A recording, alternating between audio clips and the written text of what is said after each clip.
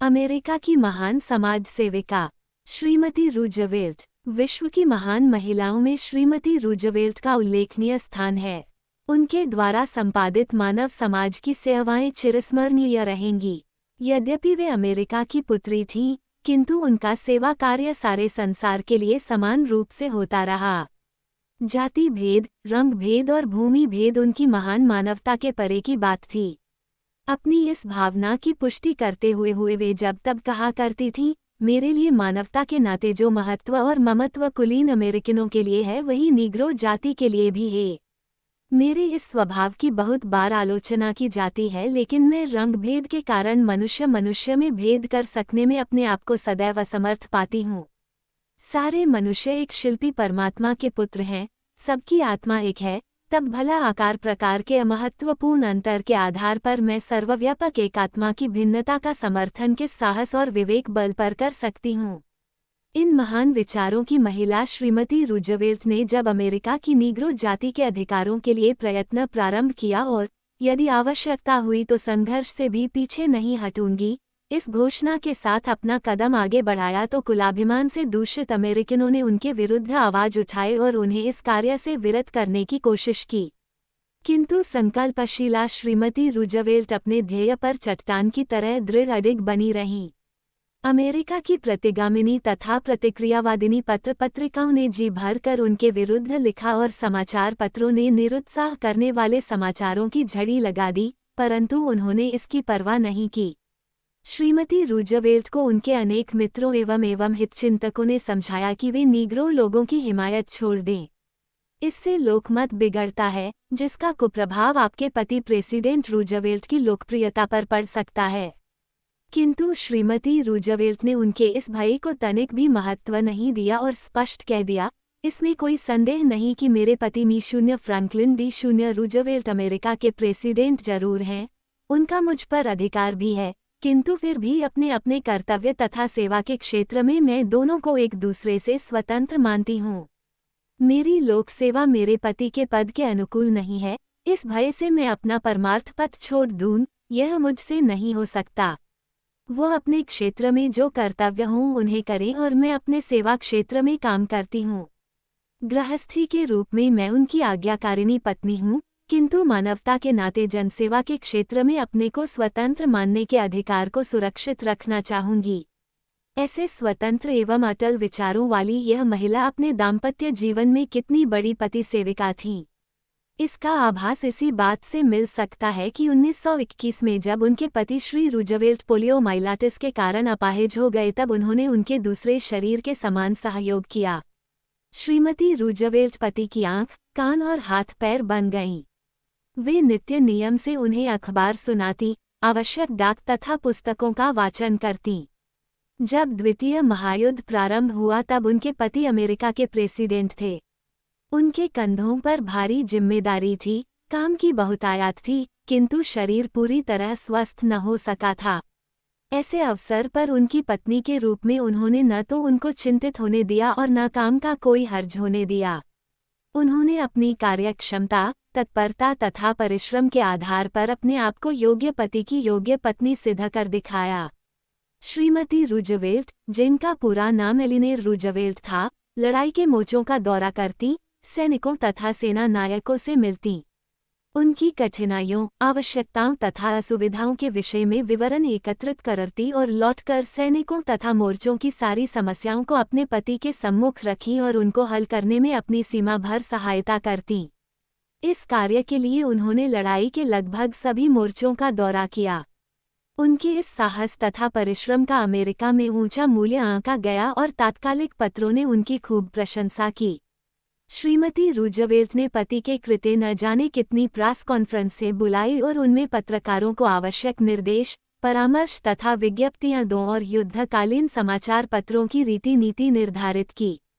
Shrimati Roosevelt पहली American महिला थी जिन्होंने पत्रकार सम्मेलनों का आह्वान किया, उनकी अध्यक्षता की और रीति नीति में आवश्यक अभिमत दिया। अपने इस महत्वपूर्ण कार्य के लिए पत्रों में उनके लिए हजारों साधुवाद तथा श्रद्धावाद छपे। क्यों न हो, वे उस समय के किसी भी राजनेता से कम योग्यता नहीं रखती थीं। श्रीमती रूजवेल्ट का जन्म 11 अक्टूबर 1884 को न्यूयॉर्क में हुआ था। प्रारंभिक शिक्षा घर पर समाप्त करने के बाद उन्होंने अमेरिका तथा फ्रांस, इटली, इंग्लैंड आदि देशों के कॉलेजों तथा विश्वविद्यालयों में अनेक भाषाओं तथा राजनीति के साथ अनेक विषयों में उच्चतम शिक्षा प्राप्त की थी। यथेष्ट योग्यता अर्जन कर उन्होंने 1905 में अपने योग्य पति श्री फ्रैंकलिन डी शून्य रूजवेल्ट से विवाह किया। विवाह करने के बाद उन्होंने अपने पति के साथ रहकर देश विदेश की सक्रिय एवं व्यावहारिक राजनीति का ज्ञान प्राप्त किया, जिसका प्रमाण उन्होंने द्वितीय महायुद्ध के समय अनेक प्रकार से पति का प्रतिनिधित्व करके दिया। इस प्रकार उन्होंने पति के साथ एक रूप होकर उनकी तथा देश की उल्लेखनीय सेवा की। इसके लिए उन्होंने उस समय की सर्वश्रेष्ठ महिला की प्रतिष्ठा प्राप्त की। अपनी इस परिश्रमपूर्ण योग्यता के कारण वे अमेरिका की इतनी प्रामाणिक महिला मानी गई कि जिस संयुक्त राष्ट्र संघीय वृहद सभा का पहला अधिवेशन हुआ उस समय उनको उसमें अमेरिकी दृष्टिकोण प्रस्तुत करने के लिए राष्ट्र का प्रतिनिधि बनाकर भेजा गया। उस अधिवेशन में श्रीमती रूजवेल्ट ने मानव अधिकारों, सामाजिक तथा राजनीतिक न्याय और विश्व बंधुत्व के पक्ष की इस प्रभावशाली ढंग से वकालत की कि संसार के सारे प्रतिनिधियों को उनकी प्रशंसा करते ही बना। अपने देश की वास्तविक दशा जानने के लिए श्रीमती रूजवेल्ट ने अपने देश के लगभग सभी भागों का अनेक बार दौरा किया और पाया कि यद्यपि अमेरिका एक संपन्न तथा प्रतिभाशाली देश है, तथापि जनता का एक बड़ा भाग अब भी गरीबी और अभाव के दिन काट रहा है। उसमें भी मजदूर वर्ग की दशा और भी खराब है। इस तथ्य का दर्शन कर वे तुरंत अपने कर्तव्य पथ पर अग्रसर हो गईं। उन्होंने इसका कोई संकोच किए बिना कि उनके पति अमेरिका के राष्ट्रपति तथा सरकार के सर्वोच्च अधिकारी हैं, अपना पक्ष जोरदार शब्दों में रखना प्रारंभ कर दिया। उन्होंने जनता के लिए भोजन, वस्त्र तथा आवास की मांग की और सभाओं, भाषणों तथा लेखनी द्वारा सरकार पर इतना प्रभाव डाला कि उसे अन्य महत्वपूर्ण कार्यों की तरह इस ओर भी ध्यान देने के लिए विवश होना पड़ा। श्रीमती रूजवेल्ट के इन साधु प्रयत्नों से अमेरिका की गरीब जनता का बड़ा हित साधन हुआ। श्रीमती रूजवेल्ट स्वयं परिश्रम का मूल्य महत्व जानती थीं, इसलिए अमेरिका का मजदूर वर्ग उनकी सहानुभूति से वंचित न रह सका। श्रीमती रूजवेल्ट न केवल मजदूरों की सभाएं संगठित करके अपने अनेक ओजस्वी भाषणों द्वारा उनके अधिकारों तथा आवश्यकताओं के प्रति जन चेतना जागृत करती थीं, अपितु मजदूरों के घर घर जाकर उनकी दशा देखती, उनको सभ्यतापूर्वक रहने का ढंग बतलाती, सफाई रखने की प्रेरणा देती, उनकी कठिनाइयां सुनी तथा उनके समाधान का उपाय बतलाती थीं। उनके बच्चों को पढ़ाने तथा स्त्रियों को सुगृहिणी की शिक्षा देने में तो उन्हें विशेष रुचि थी। अपने नित्य के दौरे में वे अपने साथ दवाइयों का बक्स रखती थीं और गांव बस्तियों के बीमार बच्चों, स्त्रियों तथा पुरुषों को दवाइयां बांटती चलती थीं। अपने इस सेवा कार्य में उन्होंने सैकड़ों मील की पैदल यात्रा की होगी। शहरी मजदूरों के साथ उन्होंने गांव के किसान मजदूरों की कम सेवा नहीं की। ग्राम सुधार उनकी सेवा योजना का एक विशेष अंग था। वे कई दिन के लिए गांवों में निकल जाती, सफाई की व्यवस्था करती, किसानों को अच्छे बीज और अच्छी खाद प्रयोग करने की प्रेरणा देती, किसानों को जमा करके सहकारी खेती तथा कृषि संबंधी साहित्य सुनारती, समझाती और बांटती थीं। उन्होंने गांवों में शिक्षा का भी प्रसार किया और अनेक स्थानों पर पुस्तकालय तथा वाचनालय भी खुलवाए। अपने नित्य के दौरे का ब्यौरा वे रोज ही अखबारों में दिया करती थीं। इसके लिए उन्होंने माय डे, मेरा दिन नामक पत्रों में एक स्थायी स्तंभ ही खोल दिया था। इस स्तंभ में नित्य लिखकर वे देशवासियों को किसान मजदूरों की दशा, उनकी आवश्यकता तथा समस्याओं पर प्रकाश डालकर अवगत कराती थीं। उनके नित्य प्रति के स्तंभ ने उनको इतनी लोकप्रियता दिलाई कि सरकार को उनके लेखों पर ध्यान देने के लिए विवश होना पड़ा। सार्वजनिक शिक्षा और स्वास्थ्य उनके प्रचार के मुख्य विषय थे। उनका मत था कि राष्ट्र कितना ही शक्तिशाली एवं समृद्ध क्यों न हो, यदि उसमें शिक्षा तथा स्वास्थ्य का अभाव हो जाएगा तो उसे गिरते देर न लगेगी। इसलिए राष्ट्र तथा व्यक्ति दोनों के हित के लिए जन जन को शिक्षित तथा स्वस्थ होना चाहिए। शिक्षा तथा स्वास्थ्य के क्षेत्र में समाज को बढ़ाने के लिए श्रीमती रूजवेल्ट जितना जो कुछ कर सकती थी, उन्होंने करने में कसर उठा न रखी। उन्होंने बाल मंदिर से लेकर स्त्री पुरुषों की न जाने कितनी दिन व रात की पाठशालाएं खुलवाई।